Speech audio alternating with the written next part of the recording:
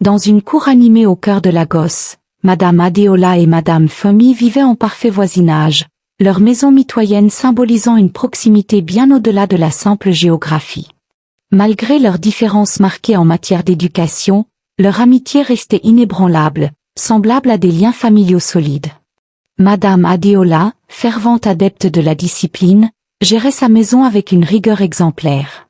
Elle croyait fermement que des règles strictes et une structure claire étaient essentielles pour inculquer à ses enfants des valeurs fortes. Sa voix, autoritaire mais bienveillante, portait dans la cour, rappelant à tous qu'elle tenait fermement les rênes de son foyer. À l'opposé, Madame Femi incarnait la douceur et la patience.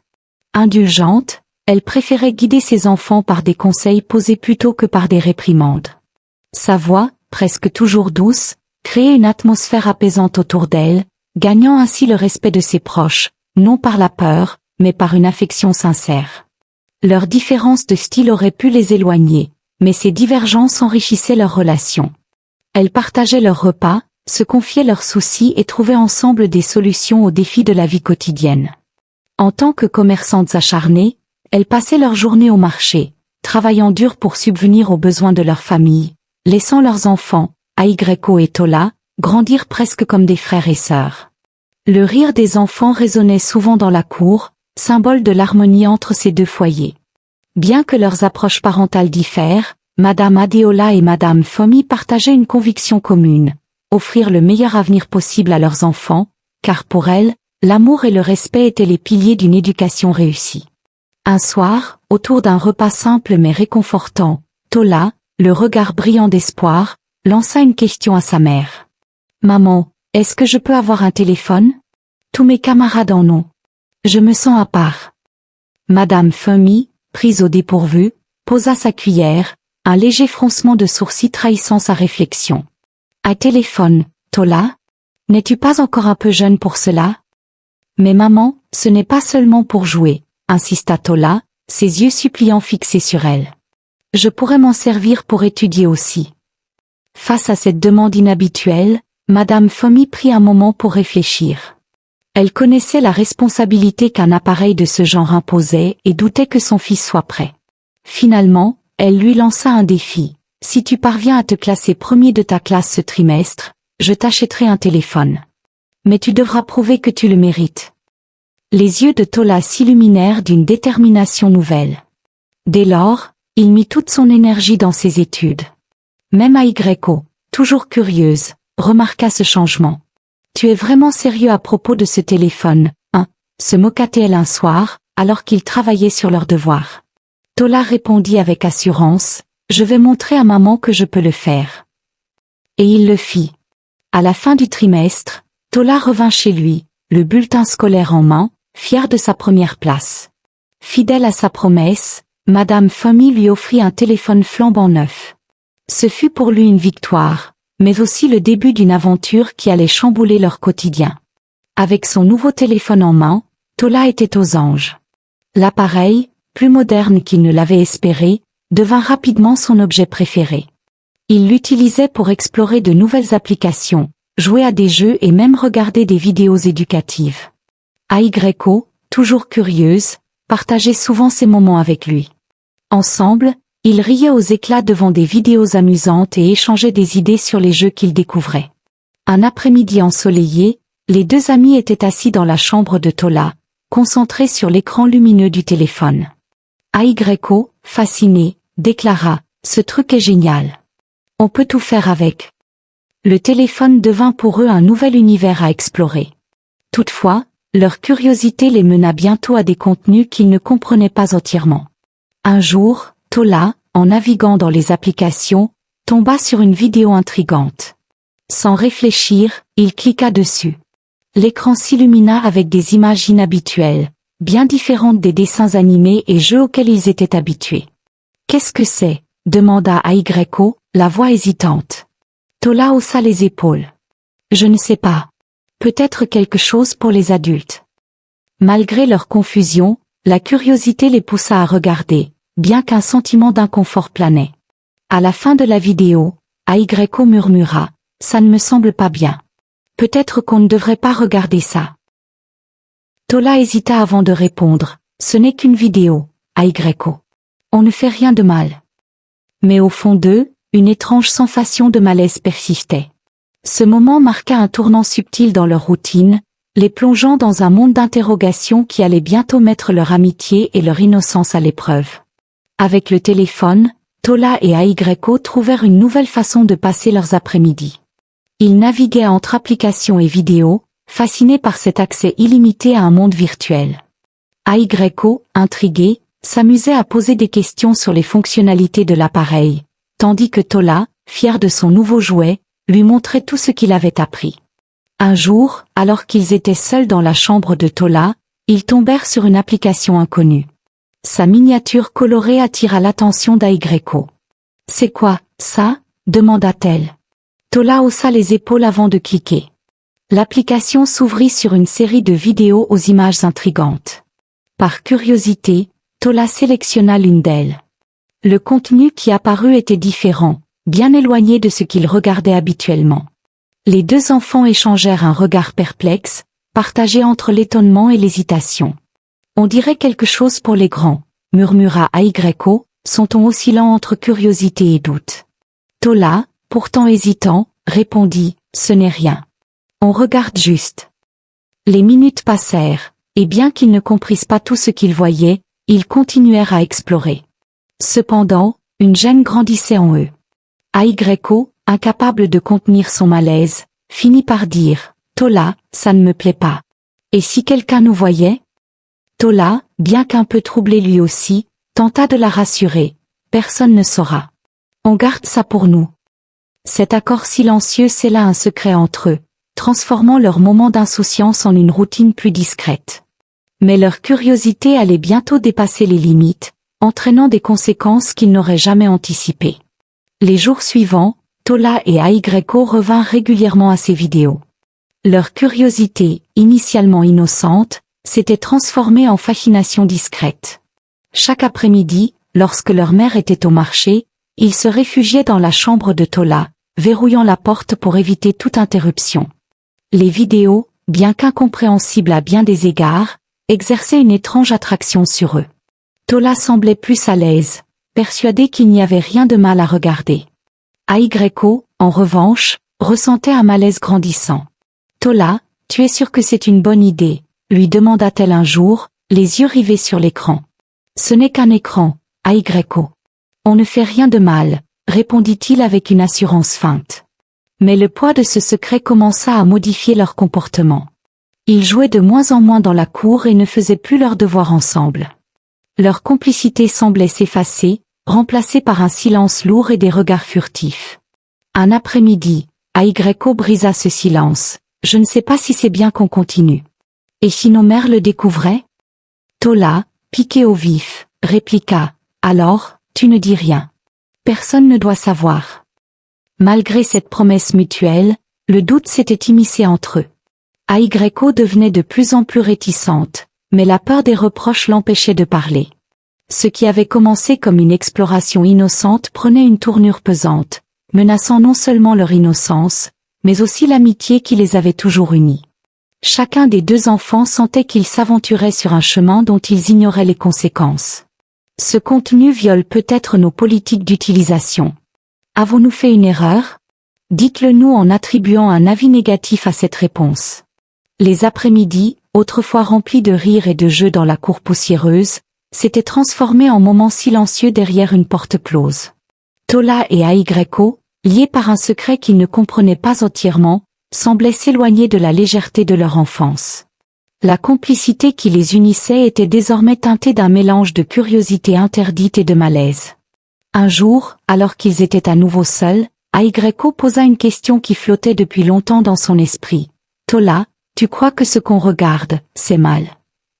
Tola resta un moment silencieux, ses doigts jouant nerveusement avec le téléphone. « Je sais pas. Peut-être, mais on n'a rien fait de mal. On ne fait que regarder. » Malgré ces mots, un doute s'installa profondément en eux. Aigreco, plus sensible à la gravité de la situation, commença à se montrer hésitante.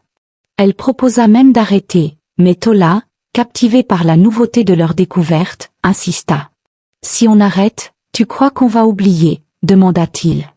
L'inquiétude d'Aigreco s'intensifia lorsqu'elle remarqua que Tola semblait passer plus de temps à explorer seul le téléphone, même sans elle. Lorsqu'elle tentait d'aborder le sujet, il évitait ses questions ou changeait de sujet. Petit à petit, la distance entre eux se creusa.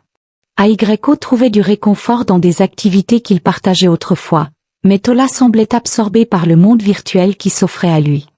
Le secret qui les liait autrefois comme une promesse devint un mur invisible, isolant chacun dans ses propres pensées. Leur amitié, pourtant si forte, vacillait sous le poids de cette découverte, menaçant de tout emporter sur son passage. Le silence qui s'installa entre eux après cet épisode était lourd, presque palpable. Aigreco, habituellement pleine de vie, évitait soigneusement Tola, et ce dernier, rongé par la culpabilité, cherchait désespérément un moyen de renouer le lien brisé. Chaque rencontre dans la cour ou à l'école était marquée par des regards fuyants et une tension qu'il n'avait jamais connue auparavant. Un après-midi, Tola rassembla son courage et s'approcha d'Aigreco alors qu'elle révisait sous un arbre. « Je suis désolé, » murmura-t-il, les yeux baissés. « Je n'aurais jamais dû insister. » Aigreco leva les yeux vers lui, hésitante. Elle voyait la sincérité dans son regard, mais une part d'elle restait méfiante. « On aurait dû arrêter dès le début, » répondit-elle doucement. Malgré cette réconciliation fragile, quelque chose avait irrémédiablement changé entre eux. Leur complicité d'antan semblait désormais teintée de prudence et de non-dit. Pourtant, Aigreco ne pouvait ignorer une étrange curiosité qui subsistait en elle, un mélange d'incompréhension et de fascination. Quelques semaines plus tard, Aigreco aborda Tola avec une proposition inattendue. Si c'était mal, pourquoi est-ce que c'est si facile d'y accéder? Peut-être qu'on devrait essayer de comprendre pour de vrai. Tola, surpris, hésita. Il se souvenait du malaise qu'ils avaient ressenti et de la douleur qu'Aigreco avait éprouvée. « Tu crois vraiment qu'on devrait ?» demanda-t-il, incertain. Aigreco haussa les épaules. « Je ne sais pas. Mais je veux des réponses. » Ce dialogue ouvrit une nouvelle porte, non pas vers une curiosité innocente, mais vers une quête complexe et potentiellement dangereuse, où leur choix allait définir la suite de leur histoire. Madame Fomy resta figée un moment, luttant pour masquer sa stupeur. Son cœur était lourd, partagé entre la colère, la tristesse et un profond sentiment de culpabilité. Elle prit une profonde inspiration, rassembla son calme et dit doucement, « Attendez ici. Je vais chercher Madame Adéola. » Quelques minutes plus tard, les deux mères étaient assises face à leurs enfants, leurs regards emplis de gravité. Madame Adéola, d'ordinaire stricte et intransigeante, semblait troublée et dépassée. « Comment en sommes-nous arrivés là ?» murmura-t-elle, les mains tremblantes. Madame Fomy prit la parole avec une douceur inhabituelle. « Ce n'est pas en les blâmant que nous résoudrons cela. Nous devons comprendre et les aider. » Elle se tourna vers Tola et Aigreco, leur visage baissé de honte. « Vous avez fait une erreur grave, mais c'est notre rôle de vous guider pour que vous appreniez de cette expérience. » Les enfants, soulagés par le ton apaisant de Madame Fomy, commencèrent à poser des questions. Pourquoi ces vidéos existaient-elles? Pourquoi étaient-elles si accessibles? Les mères, bien que mal à l'aise, répondirent du mieux qu'elles purent, insistant sur le fait qu'un tel contenu n'était pas destiné à des enfants et qu'il pouvait avoir des conséquences néfastes sur leur compréhension du monde et des relations humaines. À la fin de la discussion, les deux mères prirent une décision. Elles allaient consulter un conseiller familial pour aborder la situation avec un professionnel. Ce fut un moment d'unité, où elles réalisèrent que l'éducation de leurs enfants nécessitait plus qu'une simple surveillance. Cela demandait une présence, une écoute, et surtout, des conversations ouvertes pour éviter que ce genre de situation ne se reproduise. Les deux mères, unies par la gravité de la situation, prirent rendez-vous avec un conseiller familial dès le lendemain. Leur cœur était lourd, mais leur détermination à protéger et éduquer leurs enfants était plus forte. Lors de leur première séance, le conseiller les écouta attentivement, prenant note des événements et des émotions exprimées. « Ce qui est arrivé montre surtout un manque de dialogue entre vous et vos enfants, » expliqua-t-il calmement. « Ce n'est pas seulement une question de contrôle, mais de connexion et d'éducation proactive. » À la suite de cette consultation, plusieurs séances furent programmées, autant pour les mères que pour les enfants. Tola et Aigreco, d'abord réticents, commencèrent à s'ouvrir peu à peu. Ils exprimèrent leurs émotions contradictoires, la curiosité, la honte et l'incompréhension face à ce qu'ils avaient vu et tenté de reproduire.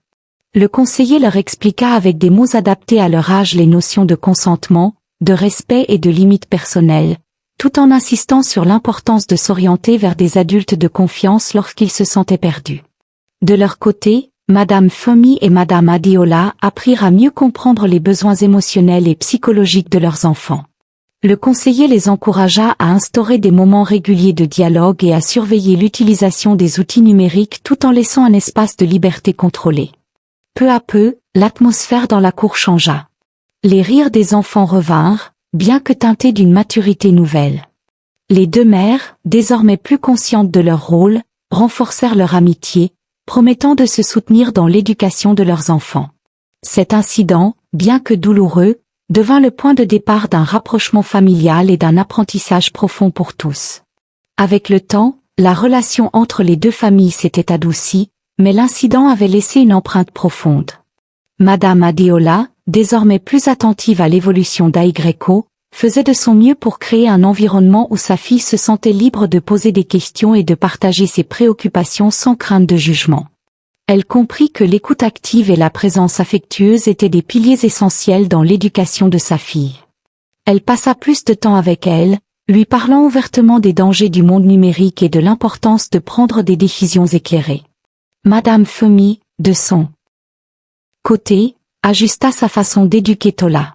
Elle établit des règles plus strictes concernant l'utilisation de son téléphone, en s'assurant que son fils comprenne bien les limites et les risques liés à un usage excessif ou inapproprié des technologies. Elle mit également en place des moments réguliers pour discuter ensemble, abordant des sujets variés, des préoccupations de Tola aux sujets plus légers, afin de renforcer leur complicité et leur communication. Cependant, malgré tous ces efforts pour réparer et améliorer les choses, l'événement marqua un tournant dans les vies de chacun. Lorsque Madame Adeola annonça son déménagement, elle espérait qu'un nouveau cadre offrirait à Aigreko l'occasion de repartir sur de nouvelles bases. Mais pour Tola, cette séparation représentait aussi un signe de changement profond, et il se retrouva confronté à l'idée que chaque étape de la vie venait avec des leçons importantes. Ce départ symbolisait bien plus qu'un simple déménagement. Il incarnait la prise de conscience que les enfants, tout comme les adultes, avaient besoin d'un environnement sûr et guidé pour grandir sainement. La moralité de cette histoire demeurait claire. Une éducation équilibrée et vigilante était la clé pour protéger les jeunes esprits dans un monde de plus en plus connecté.